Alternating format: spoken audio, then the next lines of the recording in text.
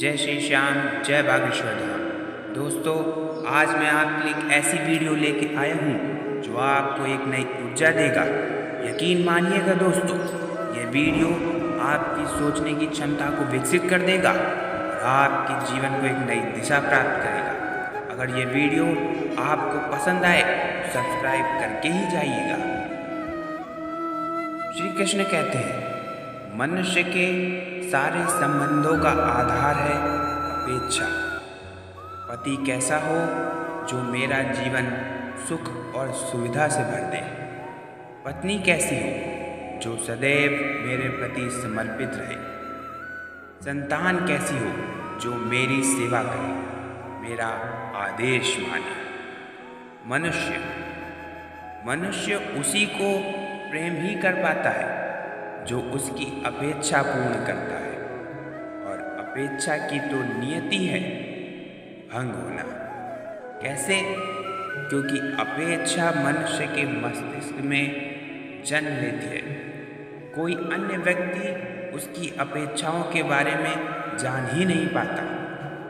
पूर्ण करने की प्रामाणिक इच्छा भी हो तब भी कोई मनुष्य किसी की अपेक्षाओं को पूर्ण नहीं कर पाता, और वहाँ से जन्म लेता है संघर्ष। सारे संबंध संघर्ष में परिवर्तित हो जाते हैं, पर मनुष्य की अपेक्षाओं को संबंध का आधार ना बनाए और स्वीकार करे केवल संबंध का आधार, तो क्या यह जीवन सुख और शांति से नहीं भर जाएगा? स्वयं विचार कीजिएगा।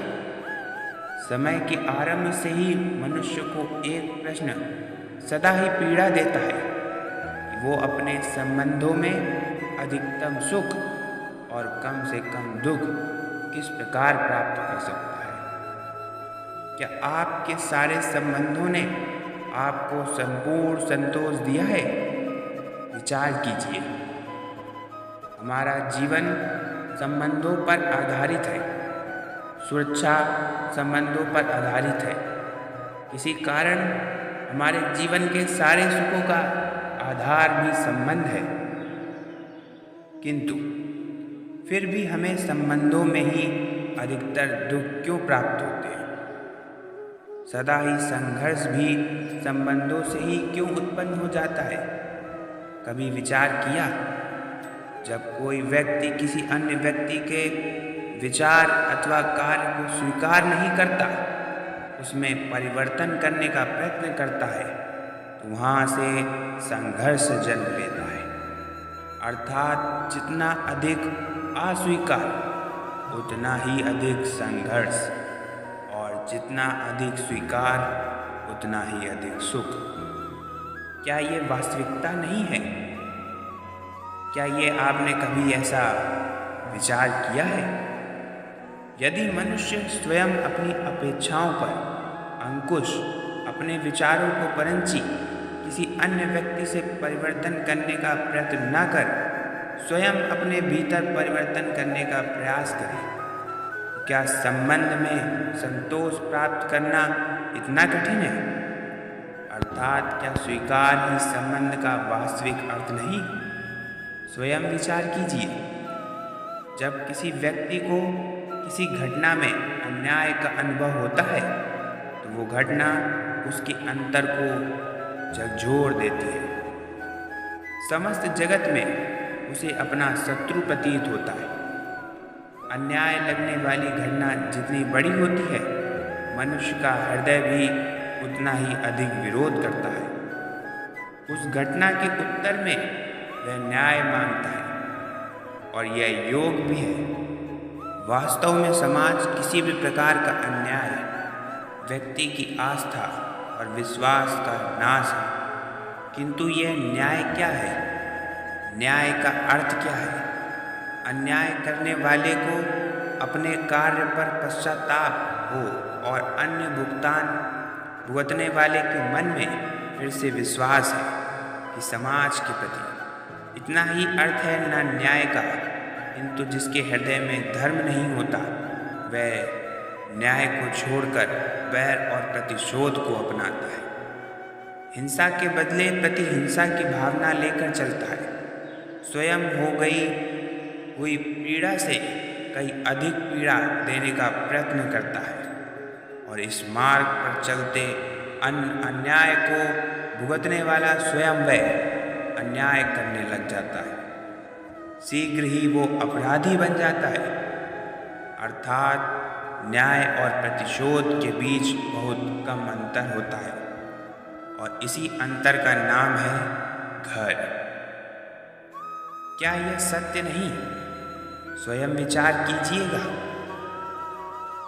दो व्यक्ति जब निकट आते हैं तो एक दूसरे के लिए सीमाएं और मर्यादाएं निर्मित करने का प्रयत्न अवश्य करते हैं। हम यदि सारे संबंधों पर विचार करें तो देखेंगे इन सारे संबंधों का आधार यही सीमाएं हैं जो हम दूसरों के लिए निर्मित करते हैं, और यदि अनजाने में भी कोई अन्य व्यक्ति इन सीमाओं को तोड़ता है तो उसी क्षण से वह हमारा हृदय क्रोध से भर जाता है। इन सीमाओं का वास्तविक रूप क्या है? क्या हमने कभी विचार किया? दिमाग हम दूसरों का व्यक्ति को निर्णय करने की अनुमति नहीं देता, अपने निर्णय उस व्यक्ति पर थोपता है, अर्थात किसी की स्वतंत्रता को अस्वीकार करते हैं। और जब स्वतंत्रता का अस्वीकार किया जाता है तो उसका हृदय दुख से भर जाता है, और जब वो सीमाओं को तोड़ता है तो हमारा हृदय क्रोध से भर जाता है। क्या ऐसा नहीं होता? पर यदि ये एक दूसरे की स्वतंत्रता का सम्मान किया जाए, किसी की मर्यादाओं और सीमाओं की आवश्यकता ही नहीं हो, तो अर्थात जिस प्रकार स्वीकार किसी संबंध का देह है, क्या वैसे ही स्वतंत्रता किसी संबंध की आत्मा नहीं? स्वयं विचार कीजिएगा। पिता सदा ही संतान के सुख की कामना करते हैं, उनके भविष्य की चिंता करते हैं। इसी कारणवश सदा ही अपने संतानों के भविष्य का मार्ग स्वयं ही निर्मित करने का प्रयास करते रहते हैं। जिस मार्ग पर पिता स्वयं चला होता है, जिस मार्ग के कंकड़ पत्थर को वो स्वयं देखा है, उस मार्ग की छाया और मार्ग की धूप को वो खुद ही जानता है। उसी मार्ग पर उसका पुत्र भी चले, यही उसकी इच्छा रहती है। निसंदेह ये उत्तम है, किंतु 3 प्रश्नों के ऊपर विचार करना हम भूल जाते हैं। कौन से है वह प्रश्न? प्रथम प्रश्न, क्या समय के साथ प्रत्येक मार्ग बदल नहीं जाते? क्या समय सदा ही नई चुनौतियों को लेकर नहीं आता? तो फिर बीते हुए समय के अनुभव नई पीढ़ी को किस प्रकार लाभ दे सकते हैं? दूसरा प्रश्न, क्या प्रत्येक संतान अपने माता पिता की छवि होता है? अर्थात संतानों को संस्कार तो माता पिता ही देते हैं, किंतु भीतर की क्षमता तो ईश्वर देते हैं। तो जिस मार्ग पर पिता को सफलता मिली है, तो विश्वास है क्या कि उस मार्ग पर उसके संतानों को भी सफलता और सुख प्राप्त होगा? विचार कीजिए। तीसरा प्रश्न, क्या जीवन के संघर्ष और चुनौतियां लाभकारी नहीं होती? क्या प्रत्येक नया प्रश्न एक नए उत्तर का द्वार नहीं खोलता? तो फिर संतानों को नए नए प्रश्नों और चुनौतियों से दूर रखना, ये क्या उनके लिए लाभदायक होगा या उन्हें यह हानि पहुंचाएगा? अर्थात जिस प्रकार संतान के भविष्य का निर्माण करने के बदले उसके चरित्र का निर्माण करना श्रेष्ठ है, वैसे ही संतानों के जीवन का मार्ग निश्चित करने के बदले उन्हें नए संघर्षों के साथ जूझने के लिए मनोबल व ज्ञान देना अत्यंत लाभदायक नहीं होगा क्या? स्वयं विचार कीजिएगा। दोस्तों, यह वीडियो मैं यहीं पर समाप्त करता हूँ। आशा करता हूँ कि वीडियो आपको पसंद आई होगी और आपके सोचने की क्षमता को एक नई दिशा दी होगी। तो आप हमारे चैनल को सब्सक्राइब कर लीजिएगा।